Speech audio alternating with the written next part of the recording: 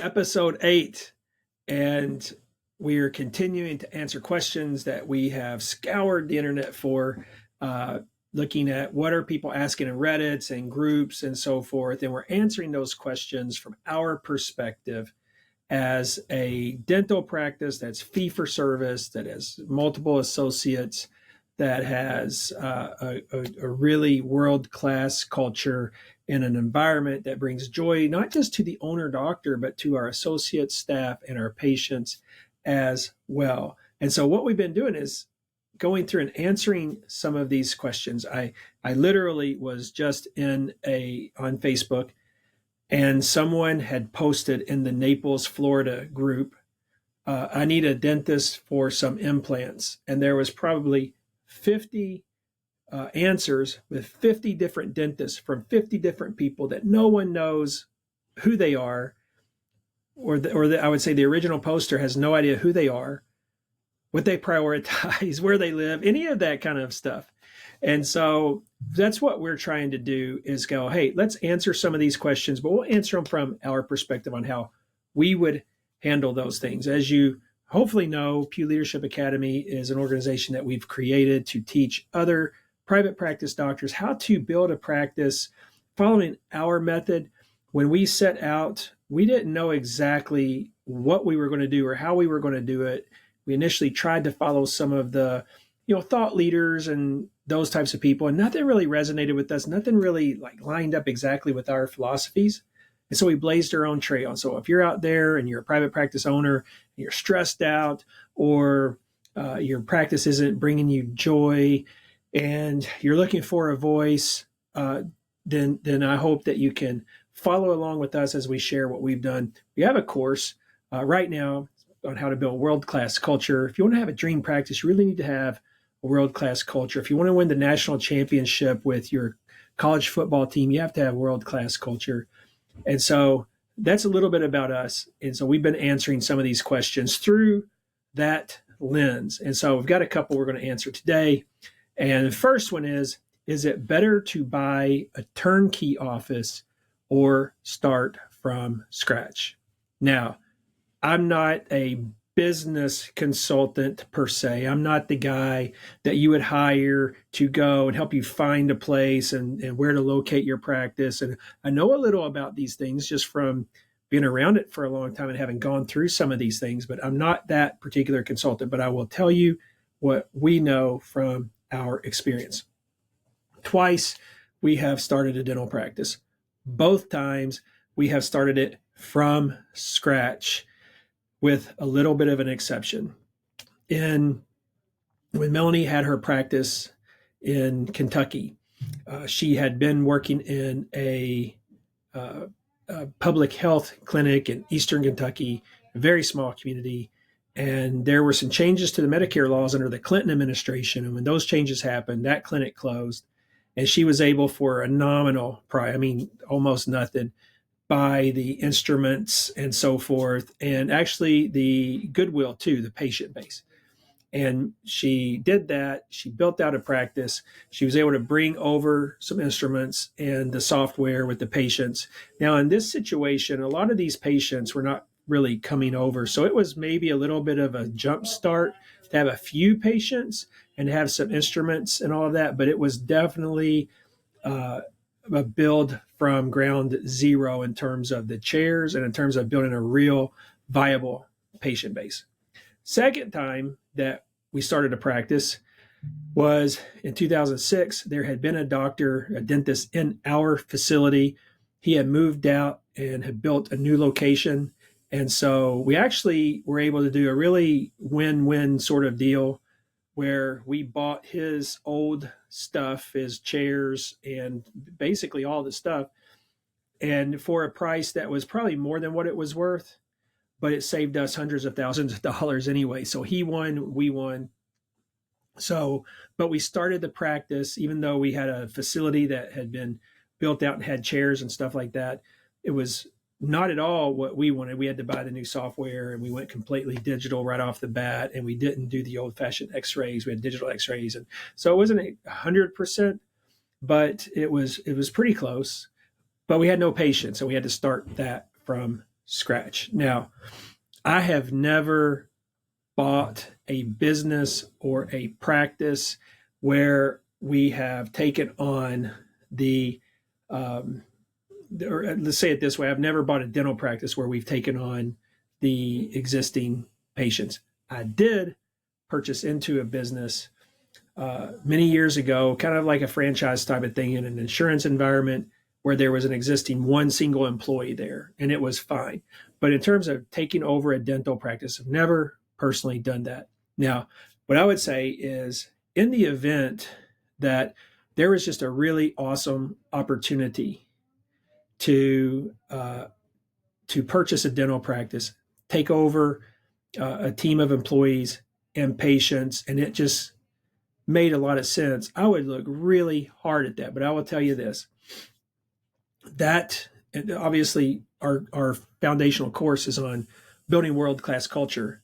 And if you do that, you are buying an existing culture that's probably not the culture you want, that's probably going to cause you tremendous amount of headaches. You're going to lose patients, you're going to lose staff, you're going to go through all kinds of headaches. And if you're not really skilled, that's going to be in these types of things, and leadership of these types of things, that's going to be really, really, really hard. And I would look real close before I ever did that. Now, if you start a practice from scratch, you'll be able to pick out what you want, this, and this, and you'll get everything set up exactly like you want, and you'll open the doors, and there's no patience. And starting a practice from scratch is really, really, really, really, really, really hard. It's kind of like pick your hard. If you're looking to buy a practice and you're not really worried about culture and you just want to make some money, do some dentistry, and you'll figure it out on the go, yeah, buying a practice can be really great because it brings you that. But if you are really focused on a world-class culture, it will be easier to craft that culture from ground zero than to purchase a practice with employees who are probably not going to be real happy anyways, who are going to be really difficult to get on your team. It's going to be a lot easier to do that by starting a practice on your own. So what I would say is take a really hard, close look at what is it that you want and what is it that's going to make you happy. The last few years, and I don't know specifically right now, but I know that practices have been selling for a lot of money. Are you able to buy a practice and get a good deal on that practice? Or is the price of it inflated because DSOs have been buying so many practices? That would be something in your market that I would want to know before I made a decision like that. So what I would say is, finding a consultant out there, someone who knows, some sort of practice transition consultant if you're looking at purchasing a practice, and really get into the weeds with what you want, what you're good at, and in terms of how you manage. Are you good at managing people? Are you good at managing processes? Are you good at managing people in difficult situations? Do you feel like you can turn that culture into your thing? And really just look closely at it. So like this, people post something like this in Reddit, and then everybody's like, no, don't do that, or do this. And it's never that simple. So the answer is really, it depends, but do a lot of research and understand the tough sides of both. It's tough building a practice from scratch. And if you're not a great intuitive leader or haven't been through a culture seminar or that sort of training, it's hard to build your culture the way you want it, even if you start from ground zero. And it's impossible to build the culture you want quickly if you purchase another practice. So those are the things that I would consider if I were in that particular situation. Second question is, would you allow volunteers at your office? Not really. So what we do let in our office are sometimes we'll have, and so far it's always, with the exception of one, it's always been someone who we know, as a daughter of someone who we know who is interested in dental school. And so we will have sometimes these, I don't want to say kids, but young people come and shadow because they're in college and they are really, really wanting to get into dental school. And so they'll come and shadow, and they may turn that in as volunteer hours. I don't even know, they're really not doing anything other than shadowing. I think whenever you have someone come in and volunteer, that's not the same as having an employee. You're not going to get the same engagement. You're not going to have someone who's there for the long run, long haul. It's just not something that we do or would do. I don't want to volunteer in my sterilization.